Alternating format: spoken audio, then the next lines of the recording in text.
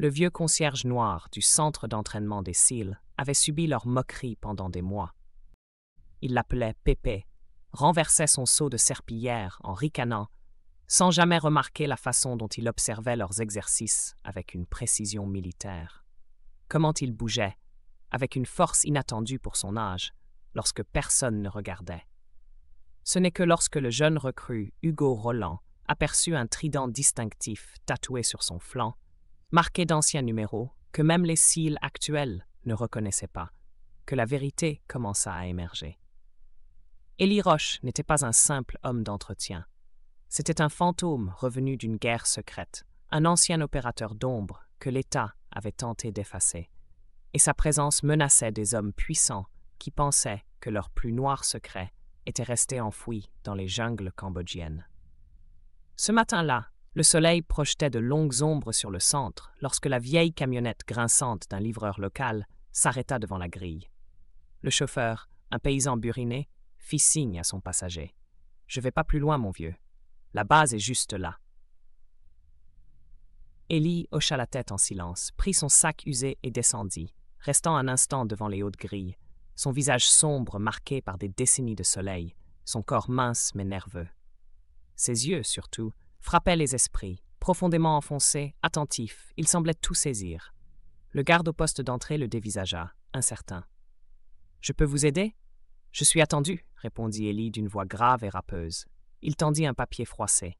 « Personnel d'entretien. » Le garde lut, haussa les épaules et, après un appel rapide, l'autorisa à passer. « Bâtiment C, on vous attend. » Élie entra sur la base d'un pas calme et précis. Autour de lui, jeunes recrues suivaient des parcours du combattant, des instructeurs hurlaient des ordres, des tirs éclataient au loin. Personne ne fit attention à l'homme au sac fatigué.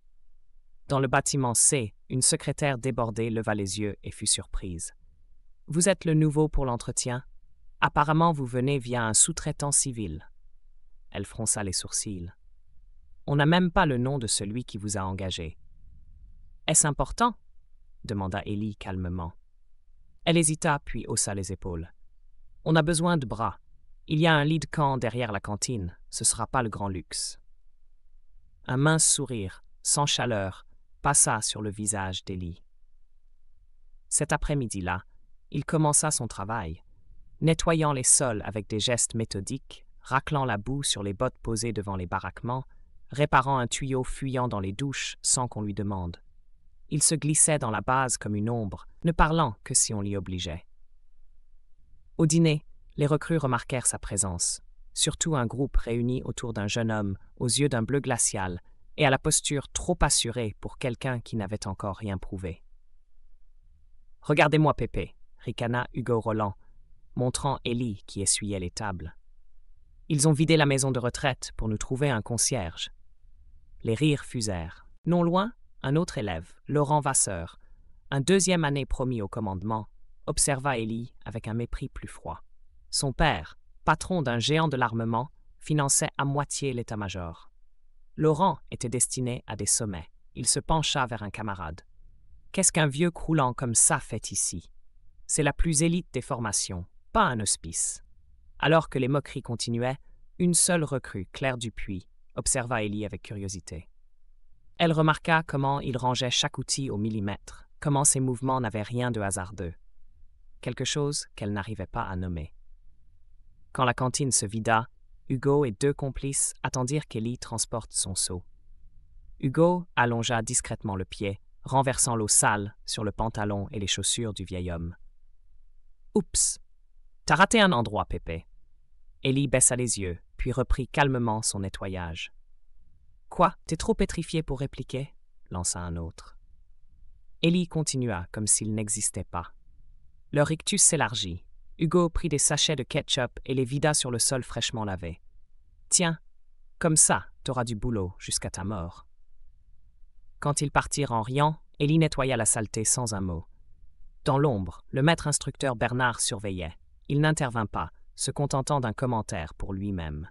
« Si le vieux tient pas trois blagues, il n'a rien à faire ici. » Le soir, Élie rejoignit son réduit. Là, il souleva une planche sous son lit et en sortit un paquet enveloppé de toile. Il effleura une insigne cile usée et une photo où 6 hommes souriaient dans la boue. On essaie de nous effacer, murmura-t-il, mais les fantômes ne disparaissent pas. Le lendemain, 2 recrues peinaient à transporter un équipement massif. Besoin d'un coup de main? Demanda Ellie. Pas offensé, Pépé, mais si nous on galère. Ellie posa sa serpillière, se pencha et hissa la charge sur son épaule d'un mouvement fluide, la déposant là où il fallait. Tout est question de levier, dit-il avant de reprendre son balai. Les jeunes le fixèrent, bouche bée. Plus tard, une grenade d'exercice explosa et Ellie, occupée à balayer, s'immobilisa. Pour une fraction de seconde, son regard s'élargit, revivant non un terrain d'entraînement, mais une jungle, des corps, des hurlements, l'odeur du sang. Sa main se porta instinctivement à son flanc balafré. Un élève ricana. « Effrayé par un petit pétard, Pépé ?» Ellie se remit à balayer sans répondre. Le soir venu, il ressortit la photo sous sa planche. « Toujours là, murmura-t-il.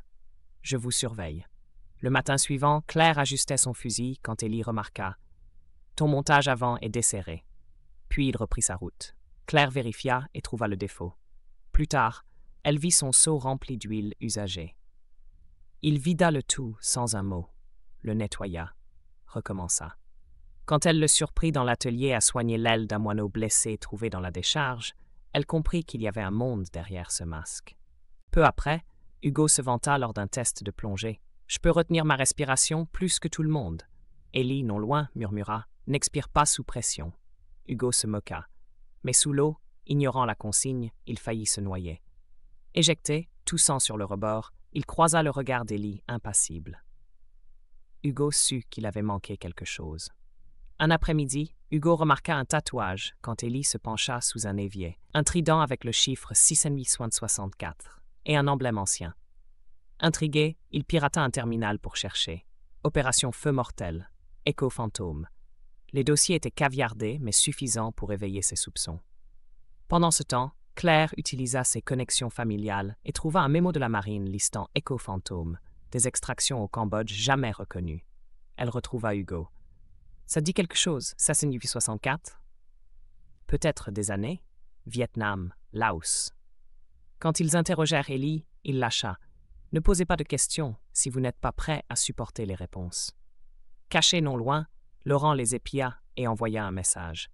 Roland et Dupuis fouinent. Accélérez le calendrier. La nuit, Claire reçut une convocation étrange. Quand elle arriva près du marécage, des hommes masqués l'agrippèrent, tentant de la noyer. Soudain, Ellie jaillit, ses mouvements d'une précision foudroyante.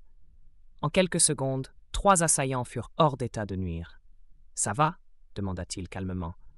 Elle hocha la tête, haletante. « Ce sont des contractuels privés. Ils voulaient te faire disparaître. » Le lendemain, dans la cantine, Hugo se leva. « On traite cet homme comme un chien, alors qu'il était SEAL avant même que nos pères n'en rêvent. Il a risqué sa vie pour sauver des hommes que l'État avait abandonnés. » Bernard, l'instructeur, intervint. « Laissez-le parler. » Hugo continua. « Cet homme incarne l'honneur que nous prétendons poursuivre. » Bernard hocha la tête. « Il nous surclasse tous. » Laurent quitta la pièce, blême. Plus tard, Ellie, Hugo et Claire furent convoqués par Bernard. « Je vous dois des excuses. J'étais jeune officier quand Écho Fantôme menait ses missions. J'ai obéi aux ordres pour enterrer leur histoire. Maintenant, Prior veut ressusciter ce programme, non pour sauver des vies, mais pour enrichir son entreprise. Vasseur est son agent. » Alors que la police militaire venait chercher Ellie, Bernard les aida à fuir.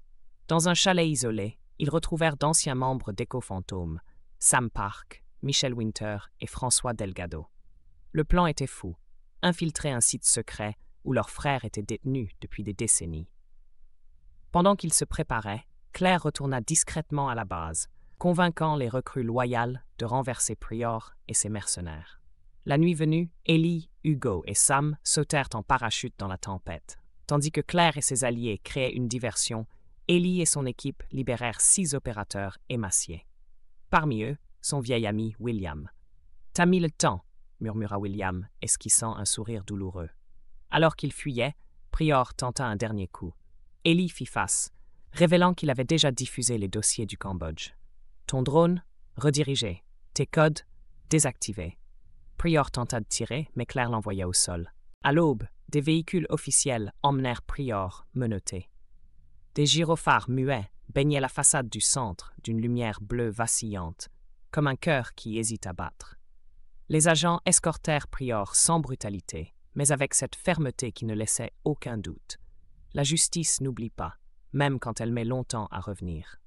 Sur le pas de la porte, quelques employés, encore en blouse, s'étaient rassemblés, l'air grave, murmurant entre eux, comme s'ils avaient peur de rompre un sort fragile. Le vieil homme tourna une dernière fois la tête, ses yeux vides glissant sur les visages sans s'y arrêter. Il monta dans le fourgon, et la portière se referma sur des décennies de mensonges. Ellie et ses frères, enfin réunis après tant d'années éparpillées entre regrets, silence et batailles intérieures, se tinrent devant le mur d'honneur. Là, sur la pierre claire récemment nettoyée, leurs photos de jeunesse avaient été restaurées. 3 sourires francs, 3 regards tournés vers l'avenir, figés dans l'éclat d'un passé qu'on avait cru perdu. Leurs noms brillaient à nouveau, débarrassés de la rouille du temps et de la honte qu'on avait voulu leur coller. Ellie effleura son propre portrait du bout des doigts. Ses yeux se voilèrent d'émotion. Il se rappelait trop bien la fraîcheur de ses jours, les promesses qu'il s'était faites dans l'ombre des pins, avant que la vie ne les disperse. Ses frères se rapprochèrent, posant chacun une main sur son épaule. Un instant, ce fut comme s'ils redevenaient ces jeunes hommes rieurs, portés par la fougue et l'idéalisme. Mais leurs mains étaient calleuses, leurs visages burinés, leur corps portait les cicatrices visibles et invisibles de tout ce qu'ils avaient traversé. Et pourtant, debout ici, ensemble, ils formaient de nouveau un tout. Claire s'approcha d'eux, ses pas résonnant doucement sur le sol lisse. Ses yeux cherchaient Ellie avec une intensité timide, comme s'il pouvait encore se dérober. Elle serra ses mains devant elle, hésita, puis laissa tomber toute pudeur. « Vous allez disparaître encore ?» demanda-t-elle d'une voix à la fois fragile et pleine d'un reproche tendre. Son regard tremblait d'un espoir qu'elle n'osait pas formuler tout haut. Ellie la contempla longuement, comme pour graver ses traits une dernière fois. Il esquissa ce sourire à la fois triste et lumineux qu'elle lui connaissait bien. « Les fantômes ne disparaissent jamais vraiment, » répondit-il d'un ton presque léger, même si ses yeux disaient autre chose, quelque chose de profond, d'indicible. Il effleura la main de Claire, juste assez pour qu'elle comprenne qu'il emportait avec lui un morceau de ce qu'ils auraient pu être. Alors, le cœur enfin apaisé par la certitude qu'il avait réparé l'essentiel, Ellie tourna les talons. Il traversa lentement la cour, baigné par les premières lueurs du jour, ses pas semblant s'enfoncer dans la lumière. Ses frères le suivirent, silhouette complice et silencieuse. Ils partirent ensemble dans le jour naissant, laissant derrière eux un centre où l'honneur avait retrouvé son sens.